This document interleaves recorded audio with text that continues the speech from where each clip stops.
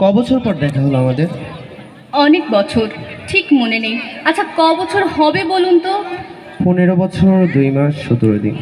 এ মা, দিনক্ষণ এভাবে মুখস্থ রেখেছেন? না রেখে উপায় কি বলো?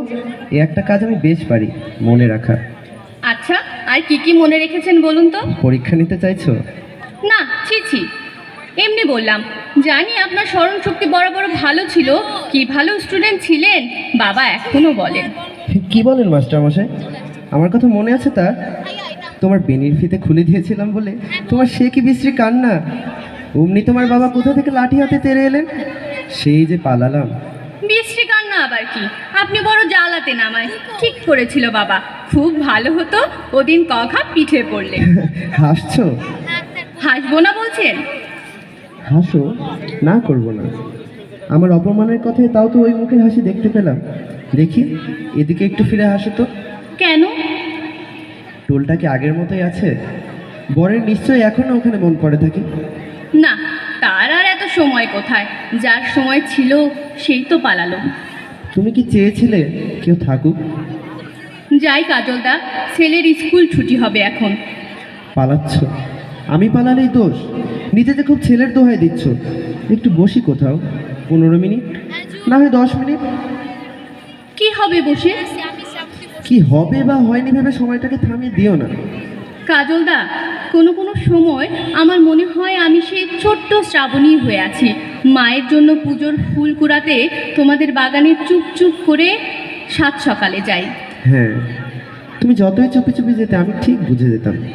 হ্যাঁ, কেমন করে বুঝতে বলো তো কাজলদা? জানি না, তোমার ফুলগুলো ছুঁয়ে দিতেই তুমি আটকে উঠতে, ওগুলো ফেলে দিয়ে নতুন ফুল কুড়িয়ে নিতে। মুসলমানের ছোঁয়া, ফুলে নাকি পুজো হয় না। কি অদ্ভুত সব নিয়ম ছিল। তবে কি জানো, আমি চাইতাম তুমি ফুল ছুঁয়ে দাও, যেন আমি আবার কিছুটা সময় তোমাকে দেখতে পাই। শ্রাবণী, তুমি সত্যি সত্যি চাইতে? কেন বলনি?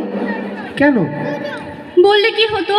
পালিয়ে শহরের কলেজে ভর্তি হতে না? শহরের মেয়েদের পেট দিব্যি তো ভুলে গেলে। কি ছাই ভালোবাসতে বুঝিনি বোধ হয়। বেশ করেছি বলিনি। শ্রাবণী, বলো কাজলদা। ফিরে গিয়েছিলাম, পাইনি। শাখা সিঁদুরকে তোমাকে দেখবার সাহস পাইনি, তাই ফিরে এসেছি তোমার শ্বশুর বাড়ির সামনে থেকে।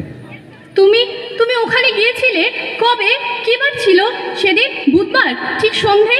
বলো, আমি ঠিক বলেছি কিনা বলো। বলো কাজলদা, প্লিজ বলো। টের পেয়েছিলে তাহলে? বারান্দায় নতুন শাড়ির পেছনে একটা অবয়ব।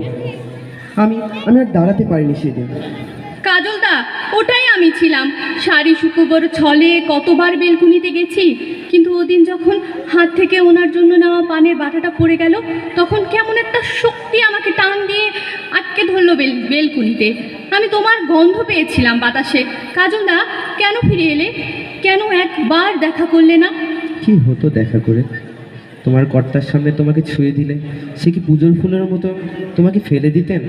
বলো, দিতেন? ফেলে দিলে কি করতে কাজলদা তুমি? আবার বুকের মধ্যে রেখে দিতাম, ফেলে দেওয়া সেই ফুলের মতো। আসি কাজলদা, ছেলে একা দাঁড়িয়ে থাকবে। ভীষণ মা নেওটা হয়েছে ছেলেটা। ভালো থেকো তুমি। চলে যাচ্ছ শ্রাবণী? উত্তর দিয়ে গেলে না।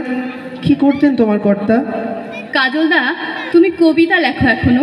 বই বেরিয়েছে, এখানে দিও তো আমার বরের জন্য। ছুটির দুপুরে পড়ে শোনাবো তাকে, সে বড় কবিতা ভালোবাসে। আসি শ্রাবণী, তোমার ছেলেকে আদর দিও। তোমার কর্তার জন্য বই পাঠাবো। ভালো থেকো। আমি ভালো আছি। অছোয়া পুজোর ফুল ভালোই থাকে কাজলদা। আসি। এসো, কোনোদিন এসো। ধন্যবাদ সবাইকে।